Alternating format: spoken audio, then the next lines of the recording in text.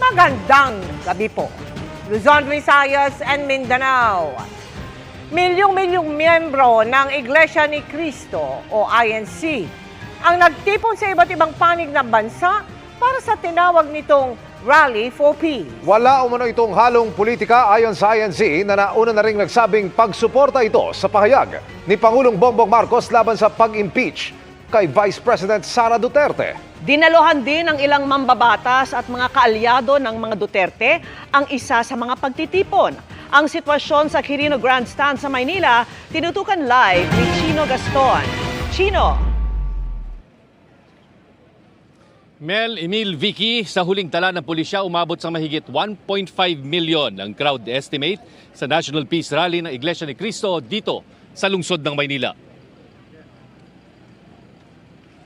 Kita na ang dagat ng tao sa National Rally for Peace ng Iglesia ni Cristo dito sa Quirino Grandstand bago pa mag-alas 10 ng umaga sa drone video na ito ng Manila Police District. Pagsapit ng alas 11 ng umaga, lalo pang dumami ang tao sa drone video na ito mula naman sa INC. Ang National Rally for Peace ay nauna ng inanunsyo ng pamunuan ng INC noong Disyembre bilang suporta raw sa pahayag ni Pangulong Bongbong Marcos na hindi siya sang-ayon sa impeachment na isinusulong laban kay Vice President Sara Duterte. Kahit alas 3:30 pa ng hapon ang simula ng programa, maagang nagdatingan ang mga miyembro ng INC. Ang ilan galing pa sa mga probinsya. Bit-bit ang mga tarpaulin at mga placard na nanawagan ng pagkakaisa at kapayapaan ng mga dumalo alang-alang daw sa kapakanan ng bansa. Ang Iglesia ni Cristo po ay nakikipag-isa sa pamamahala sa layuning magkaisa ang sambayan ng Pilipino po at maging payapa po ang ating bansa. Ang iba naman may panawagan para sa pagtigil ng anumang tangkang impeachment laban kay VP Sara. Pumapanig lang po kami ayon po sa sinasabi ni Bongbong Marcos na no to impeachment po. Unahin ng taong bayan, unahin ang mga problema ng bansa, unahin ang bago po ang mga kanya-kanyang pansariling mga pakinabang. Nakita rin dito sa pagtitipon ang ilang mambabatas na kaalyado ng mga Duterte, kabilang na sina Senador Robin Padilla at Ronald Bato de la Rosa at Congressman Rodante Marculeta.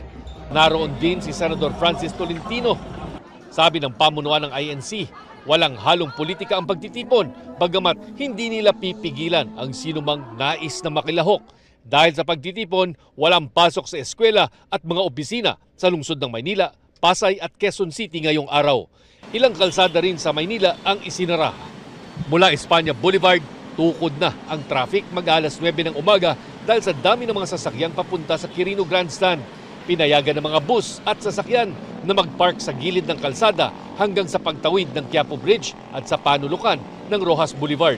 Bukod sa mga tauhan ng MMDA, Manila City Hall, PNP, PCG at AFP, nangasiwa din sa traffic at kaayusan ang sariling volunteers ng INC.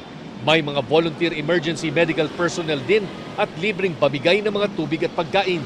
5,000 pulis mula sa NCRPO, Region 3 at 4 ang naideploy sa mga lansangan sa Quirino Grandstand, sa Liwasang Bonifacio at maging sa Mendiola Bridge. Sinasabing isa ito sa maimpluwensyang grupo kapag eleksyon sa Pilipinas ang pinag-uusapan dahil sa sinasabing block voting o umano ng grupo at pag-endorso ng mga susuportahang kandidato.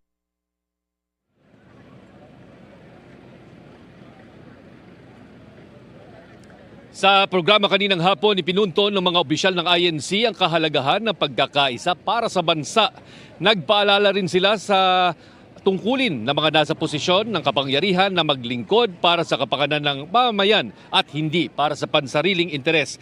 Bago mag-alas 6 ng gabi ay natapos na ang programa dito sa Quirino Grandstand at nag-uwian na rin ang mga miyembro ng INC. Sa isang mensahe naman, nagpaabot ng pasasalamat si VP Sara sa Iglesia ni Cristo. Vicky. Maraming salamat sa iyo, Chino Gaston.